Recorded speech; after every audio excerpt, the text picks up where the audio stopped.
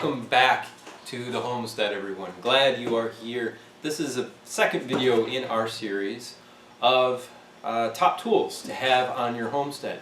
Now these tools we highly recommend that you have. They make life a whole lot easier, especially when you're out here and 25-50 miles from a store. You're making 50-mile round trips or 100-mile round trips depending on the store. It's really difficult. You need to load up your arsenal to be able to handle things, fix things yourself, and just do those projects that you need to do to get by here on the homestead. So today we have for you our top 25 hand tools. Now these tools kind of cover a broad base, a little bit of woodworking, a little bit of mechanical, a little bit of just everyday stuff around the house. It's really helpful to have these tools for kind of those everyday projects. You need to fix a leaky sink, you need to repair some drywall, you need to do whatever around your home, maybe a little bit of mechanical on your tractor, lawnmower, stuff like that. But we really believe these are essential hand tools to have on the homestead. On top of our first video, which was our garden tools, let's get into it and get started and look at our top 25. And it was really hard to narrow down these top 25. There may be 26 here or 27. So you get a couple of extra bonuses again this time. But let's start. So let's start with set of screwdrivers. Now, I have a lot of screwdrivers that I have collected over time. All right, so from different sources. I believe this one was my father's. I purchased this one. This one was left by the previous homeowner. This one was a gift from, I believe, either my mom or my brother. I absolutely love this odd ratcheting screwdriver here, but it is incredibly handy. If you can find one of these, do it. Would I replace all of my normal screwdrivers here? No, but this thing is unbelievable. Let me show you. So it has a removable end here, and I have a lot of Phillips head, square drive, star drive, regular flathead, and the handle articulates here so you can get a little better leverage. Your finger can fit right here, a little bit better leverage, and it ratchets. So if you can hear that, it's ratcheting on and off. You can set it to neutral where it doesn't. So I love this. If you find one, do it. It's really handy, and it's really fast, so you don't have to carry a whole bunch of different screwdrivers with you. You just carry the bits. And this is really old. Like I said, it's a Craftsman. It's probably between 15 and 20 years old, somewhere around there. I'm not sure. Anyway, if you're going to have just a regular set of screwdrivers, honestly, the Harbor Freight ones will work just fine. It's a screwdriver. It's really not. The only place that's going to break, and I have broken these before on these cheaper screwdrivers, is the handle. The plastic on the handle is not as tough or as strong as it can be, and when you're really cranking on it, the handle will break in there. So take that for what it's worth. But you'll need both Phillips and flathead. Probably more so Phillips. I don't see too many flatheads screws anymore, but get yourself a good set of screwdrivers. All right, let's move on. Move on to an adjustable wrench. Now, this wrench is really handy when you have to work on some really large things here. You need to get a lot of leverage, and it even opens up. I think this opens up to 1.5 inches, and then all the way down. It's just very versatile and really quick to be able to grab onto something that you need any size. And I will use this on plumbing a lot. Turn a pipe. If I don't have this, which I always do, this is really important as well as a pipe wrench. I believe this is a 10-inch, yes it is, a 10-inch Craftsman heavy-duty pipe wrench. Invaluable, really, for working on a lot of things. Turning pipe, like gas line pipe, this big heavy-duty pipe, this is really, really, really handy, versatile, useful, all of the above. Let's keep in our wrench theme here and look at a crescent wrench. That's what I call them. That's what I've always called them. Other people call them different things. I call this a crescent wrench. It's adjustable in this way. This little screw, thumb screw here, adjusts it in and out to give you an open-ended wrench that's of a specific size. So if you don't have your open-end wrench set with you, or your box end wrench set with you, then this can kind of do it all. This one isn't the greatest. It is not a Craftsman, but it's made by for Sears. It's drop forged. I've had it for a while. The little set screw here on the end kind of keeps coming out. It wasn't punched properly, so no big deal. I'll probably get a couple more of these. Very useful, very useful. As are a set of Vise grips. This is a wrench. It's adjustable, and it gives you a really, really strong grip on something you're trying to get off. So I will use both of these in tandem a lot of the times to get off some really tough bolt with nut combinations. Something that I just can't with anything else. I'll also use this to kind of pull on something that's really, really like, what did I use this for? Oh, I use these on the wiring for our fencing. If you saw our fencing video, how to brace fence posts fast and easy, go see it up here in the corner. Check out that video. I used it to clamp on, really crank down and clamp on to that 10 gauge baling wire that we used on our fence, and really get a handle on it and pull it tight so I could then set it and twist it so it was set tight. So these really handy pair of Vise grips. Staying in the plier category here, we've got a pair of Lineman's pliers. I also use these a ton for fencing, and on a homestead you're going to be doing a lot of fencing projects. These have a really, really great wire cutter here, which is really handy. It's got a flat nose here, and they're really strong and great for pulling, great for twisting. So when I'm setting up those T-posts and I'm attaching the fence to the T-posts, those wires, that the wire attachments, you can really grab onto them, twist them. Twisting that wire with these is really, really handy. A pair of Needlenose Pliers, also very handy. Getting in very tight spots, especially on mechanical. So I use these more when I'm working on, say, the ATV or the lawnmower, or what be it, the gas-powered trimmer, string trimmer. Really getting into tight spots and being able to, pull through wire, things like that. And they also have a small cutter on them, but these I find much stronger for cutting wire. Very handy. All of these tools, very handy. All right, let's move on here. Let's get to, maybe I'll leave this out. I'll leave this out for now. A good chisel, a wood chisel. Now, this is a Stanley. This is a nice one. I think this was my father's. I used this for a ton of different things in the house.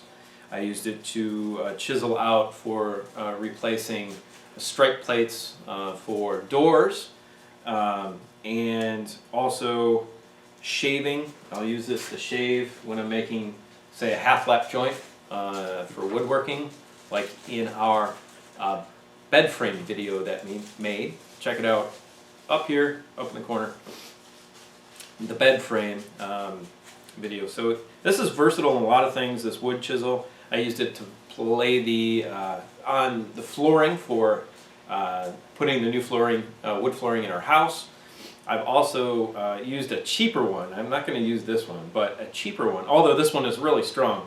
to shear off the heads of some nails that I'm not able to get off or out. So it's great for that. Have yourself a good wood chisel. This one is a 1/2 inch, and you can buy a set. It's kind of expensive. I buy them one at a time. I've never needed really more than a 1/2 inch, unless you're into serious furniture making and wood shop kind of things. A 1/2 inch, just having one is totally fine. All right, kind of continuing in that theme, a good framing hammer. I think this one is an 18 ounce or 16 ounce. It's got the stippled head to grab really hard on nails. It's fully forged here, and you're gonna obviously use a hammer for everything, right?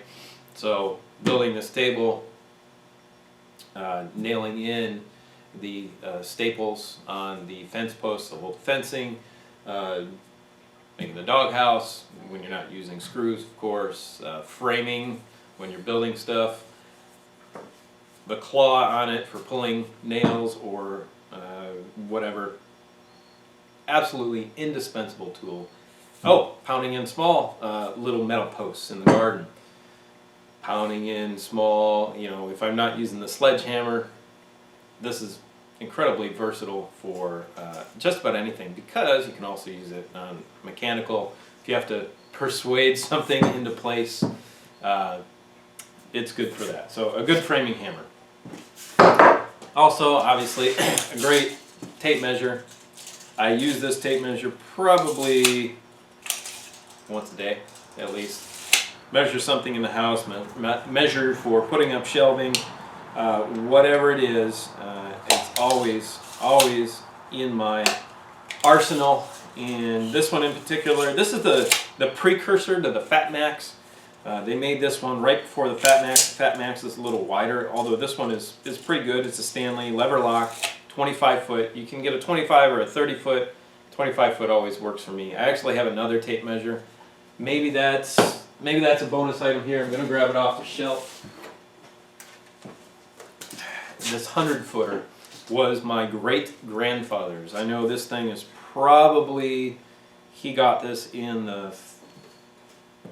probably the 40s, 30s or 40s maybe, and it's still in beautiful condition. The little spike broke off the end here to really get it to set down and nail it into a log or something like that. But it's metal. This faux leather actually exterior here. Maybe this is real leather. I'm not even sure. It's starting to go a little bit, but no big deal. It's smooth, and it came in handy measuring formwork outside for the garden, both gardens, and some other things that we did. So this is another bonus item. If you can get this one, do it. All right, let's get back to it. Good set of clamps. Now I have a lot of different clamps, but these Irwin quick clamps, I use the most out of everything. I use it to hold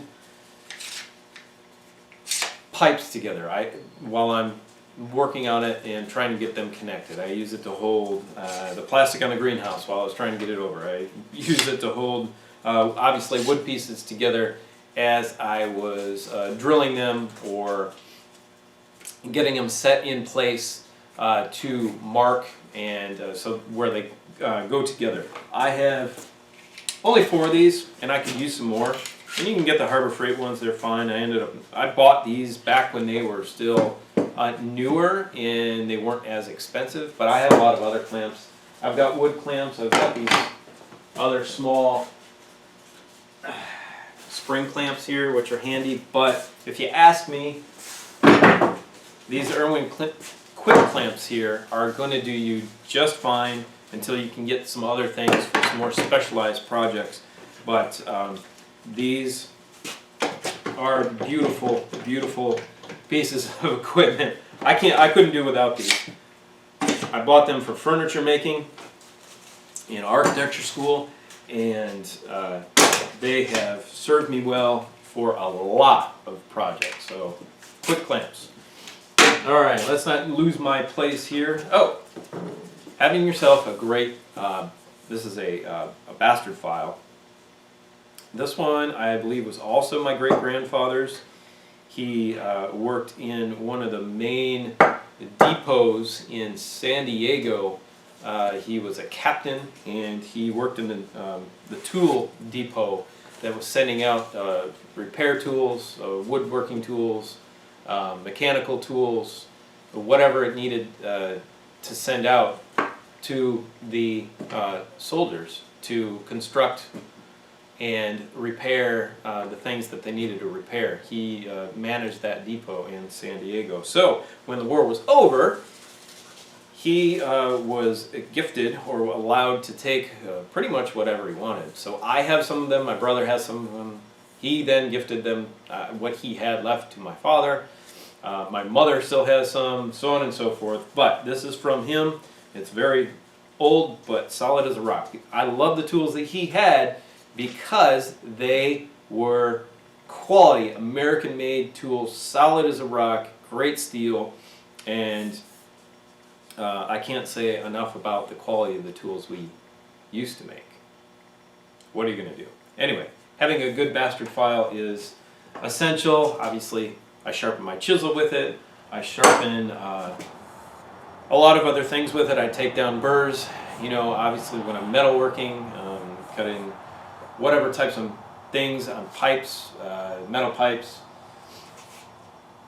Again, incredibly versatile, very much needed to have for sharpening your tools. Oh, obviously, sharpening my pickaxe, sharpening my my shovel, sharpening other things like that, taking big stuff off on the axes before I get onto a fine grind, and going from there. All right, let's move on. Everybody needs one of these. I debated on whether to put in a crowbar or a pry bar, and I use this pry bar much more than a crowbar. And you can use it to pull nails. I use it a lot to get under things and pop them up, or to lift. Actually, this is an incredible tool for lifting. You need to lift a piece of drywall into place it on the bottom, just push it up. I used it for scraping off old flooring. I've used it for a million different things. It's a lot of people call it pry bar. Some people call it wonder bar. Stanley calls it a wonder bar. It is wonderful, and I highly recommend you have one of these. Also, for cleaning up a lot of different things, but obviously mostly metal, is a good wire brush. Now, I give this thing a pretty good workout, and it's really handy. All right, so a good stiff bristle wire brush is good to have around for cleaning things up. All right, let's move on. Did I skip anything over here? No. Oh, but I probably skipped this. I was going to put this at the end of the list. I use a caulk gun a lot. All right, so having a good caulk gun. This one's nice. It's got the little poker that, you know, you pop through the packaging, and the little cutter right here. It pop through the packaging on the tube of caulk. I use a lot on the inside of the house, caulk on the inside of the house, and obviously in the showers, bathroom situation, on the outside of the house to seal things up. You're going to need a good caulk gun because you're always going to need to be continuously kind of sealing things up and maintaining your home, making sure water's not entering certain places. Obviously that happens in the bathroom, kitchen, so on and so forth. You need a caulk gun. So get yourself a good caulk gun. I would recommend that you don't get one without this poker or the cutter. And some of them are really kind of ghetto. Get one with kind of all the features. It's worth it because you're going to get annoyed if it doesn't have it, and you need to get into that tube of caulk. All right, let's move on. We're going back to wrenches here. Oop, back to wrenches, but a good set of I call them open-ended wrenches. Some people call them box wrenches. But this set from Harbor Freight is just fine. They're plenty strong enough. It's got metric and standard / imperial / US / English, whatever you want to call them, wrenches. I call them imperial. So standard and imperial, standard and metric, imperial and metric. Call them whatever you want. That's what they are. Anyway, having a good set is a must. Probably from a 1/4 inch for some smaller mechanical work like in carburetors. 1/4 inch up to, now I would say an inch, and I actually need a few more of these because now that we have our tractor, this is a 7/8. This set goes up to 7/8. On our loader on our tractor, this is not big enough. There are bolts on there that are 1 1/8, and so I needed to use my Crescent and my Vise grips to tighten it down before I get, you know, some new wrenches. But I need to do that. Make sure you have, for your equipment that you have the proper tools to maintain it. So, good set of wrenches, and like I said, these are plenty strong enough. Harbor Freight, you don't need Snap-on or whatever. Matco's, you don't need anything like that. Also, a good socket set. Now, I have actually got 2, and you can decide whichever one you want. This is a 3/8 inch drive, and it has both standard or imperial and metric sockets on it. These are shallow sockets. My 3/8 inch drive is the one that I use most. But there are instances where I need a 1/4 inch drive, and this is also very handy. So if I would say to get one to start, it would be a 3/8 because you're going to use it more, but also having a 1/4 inch is great too. And this one was my father's. It's a Stanley. It has a few metrics in it, but it's mostly standard imperial, standard/imperial. And make your choice, but I would go with 3/8 first. All right, moving on. A good level. I'm always, you probably saw in the other videos, you're going to need to level things out. The fence posts, got to check if they're level, straight up and down, or plumb. You can do that with a plumb bob, but not really easily. A level is a much better thing to use. Now I have this 2-footer here, but I've also got 2 4-footers that the previous owner of this home left for me, and I'm very grateful for those because they are more accurate. Over the length, a longer length, you're going to get a more accurate reading. Though this 2-footer right here has served me well. This one's good for framing. You don't really need a 4-footer for framing if you're doing just 8-foot walls. Maybe taller walls, maybe 10-foot. You want a 4-footer. But this one is great. It's got 3 different leveling bubbles. You can see it from the top, which is handy. I do have a smaller one here, but to start, the 2-footer is probably the best. All right. Okay. Building upon our woodworking or working on the house theme, I guess you could say, you're going to need a good speed square. So if you're building walls, if you're building, whatever it is, the dog house, the well house, the greenhouse, the whatever you're working on, this table, you're going to need a good speed square. It's good for a lot of different things. I'm not going to get into all that right now. You can do roofing angles with it, but mostly it's obviously just for scribing a straight line, getting a perfect 90 degrees on the edge of your board. And that's very, very handy. You don't want to cut things crooked because it's going to screw you all up. Having a good speed square is a great tool to have. Very versatile and also used a lot. All right, additionally here we've got a good set of drill bits. Now these happen to be metal drill bits for cutting through metal. They are, I believe, carbide. And you can also have a great set of woodworking drill bits, which are a little bit softer. But I find myself using these quite a bit more than the woodworking ones. A lot of people say you can't use them on wood. That seems silly to me. I've always used, if I had the opportunity, if this is the only set I had, I've used metal bits on wood, and I do. Is a piece of wood going to dull a bit that can be used to drill through 1/8" steel? No. So I use these on wood. If you're going to get one set, I'd get these, because then you can use them for both. If you have the opportunity, get both sets. I have both sets. The other set is actually right over here.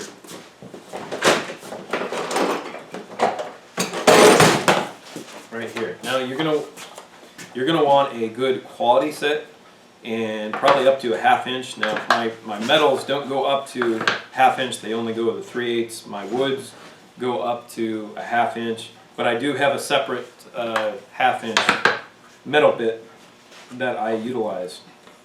And do you need expensive ones? I would say yes, honestly, because they're going to last longer, and the steel's going to be better quality. They're not going to break as easy. I think I've only broken one, and it was a 16" metal bit, and I broke it on an 1/8" piece of steel. So really tough, but I get the quality bits, because you're going to really regret if you don't get really quality, hard, good, expensive, yes, drill bits. Anyway. Alright, going back to wrenches. Now these are Allen wrenches. Again, for those of you in the United States, standard or imperial, and metric. A lot of my engines, no, not a lot of my engines. My Kawasaki ATV obviously uses a lot of metric. It has Japanese parts on it. Although my John Deere with the Briggs & Stratton has more, although it has some metric. I don't know why they do this. Some metric and some imperial on it. My Cub Cadet tractor has more standard on it. Everything that I have with an American-made engine on it has more imperial. Everything I have my IKEA furniture that I put together takes the metric. So it's a mix of everything. You need both. Some things have both on them. Some have standard, some have metric. Anyway, you gotta have both, so get both. Alright. Now this is not a solid quality utility knife. It's got a retractable blade on it, and this one is fairly beat up. But I have a few more that I'm out of blades for, so that's why I'm showcasing this one here. Having a good quality razor blade utility knife for cutting precisely, a lot of different things, shaving the ends of wire if you don't have a wire stripper, cutting vinyl floor tile. I'm trying to think of all the things I've done with this. And not everything's going to pop into my head because it's so many things. It's incredibly versatile to have a cutting tool. I always have a knife on me, but that is not a specific use like this utility knife. Need a utility knife around your homestead. Alright, I'm getting down to the end. A good putty knife. Now, this might not look like a regular putty knife. It's called a 5-in-1 tool. I used to paint houses, and having a 5-in-1, it was really important. So, actually this is dull right now, but I need to sharpen it with my file. This leading edge here is used to scrape paint off windows and or metal, but mostly windows. This little curve here is used to scrape the paint off a roller, to keep the roller for your next job if you can do that. This edge here is also sharp for getting in cracks. in, say, carving out old caulk. That's really, really handy right there.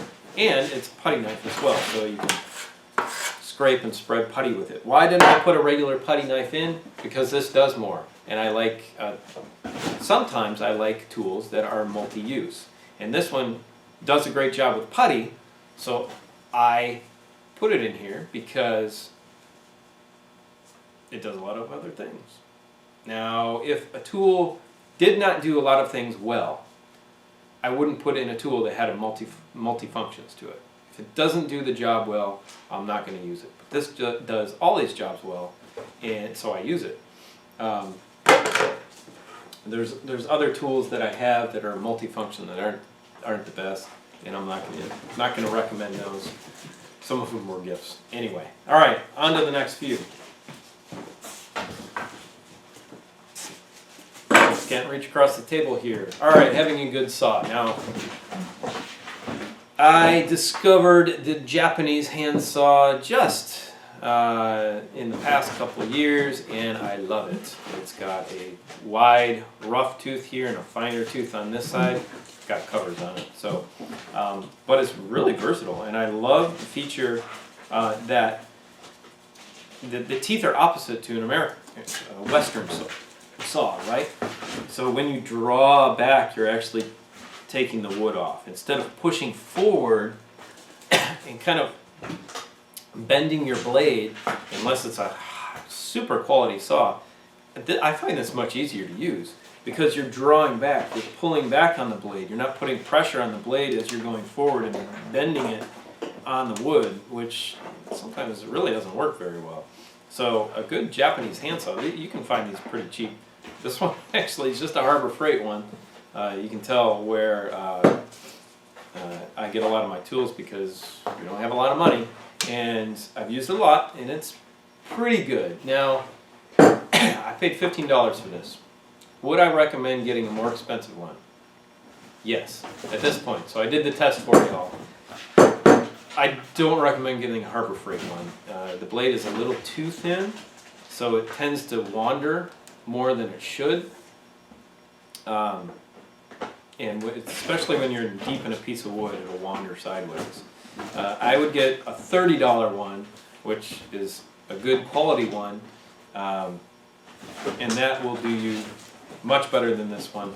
Although I love the style, so get yourself a good Japanese handsaw. Also a hacksaw, very specific for cutting metal. I've used this to cut rebar. I've used it to cut pipe, copper pipe. I've used it to cut other types of metal pipe, galvanized pipe. I've used it to cut locks off. I've used it to cut bolts. I've used it to cut pins, nails, screws, anything metal. You're going to want a hacksaw. Is this a cheap handsaw? Yeah. It was $3.99 in the year 2002. So, you can see that I have used this a ton over the period of time. It has held up just fine. You don't need to go out and get a massively expensive hacksaw. Is it a little uncomfortable here? It can be a little more comfortable on the handle. Who cares? It was $4 15 years ago, and it's lasted me till now. I've cut through a ton of stuff with it. Still going strong. Obviously, you'll be buying new blades over time, and this is a fairly new blade. Get a good quality blade. That's where your money's going to come in, is having a good quality blade. But you don't need to spend a ton of money on the saw itself. Alright, so I've probably done 25. I think I added one in there. So, or I think I maybe added two. There's one tool left. I don't use it a whole ton. It's a pair of metal snips, tin snips, whatever you want to call them. This is a straight run. Some are right-handed, some are left-handed. The one that's straight serves me the best. I've cut sheet metal with it, and actually I've clipped plastic with it as well that I can't get any other tool in there with the strength that this has the leverage that this has. I can't get anything else in there. So these are handy, although I don't use them a whole ton. I use these shears more so. All right, I'm adding tools. I'm sorry. I'm going to put 25 in the title, but there might be a couple more. These aren't big shears. You could get a bigger pair, but these shears were given to me. They're very expensive. But these are 23 years old, 22, 23 years old. They are made by Cutco, American company, high quality steel. I think these shears now maybe retail for $135. I know you're cringing. I saved money on some of my other Harbor Freight tools, and this was gifted away. But if I had to buy another pair of these, I would. Why? Because they're so strong. They are unbelievable. Okay, so the commercial or the claim is that they can cut a penny in half with no problem. I have to tell you that's true because I've done it with these. These shears will cut through a lot. As strong as your hand, you know, they're a little smaller, so as strong as your grip is and as strong as you can push on them, it's going to cut through whatever you're cutting. These will also cut through galvanized steel. Same as these. These have more leverage. These will cut through it. And these are incredibly tough. I'd say these are tougher than this. Though the mechanics of this are different. So what I recommend you run out and buy these right now and spend whatever you need to spend the money, that amount of money on. No, but you might need a good pair of shears. In addition, maybe replace this with the shears. The shears can cut metal as well. Anyway, I'm rambling because there are so many tools that are great to have. But if you need to start with the basics, those are the basics for hand tools. They cover a wide range of projects. Those are just the basic tools to have on your homestead that are very, very important. Anyway, we hope you enjoyed the video. We hope you have a great day. We hope you subscribe. We hope you share the video with your friends. And we hope you join us again. And we'll see you on the next video. Have a great day, everyone. Bye.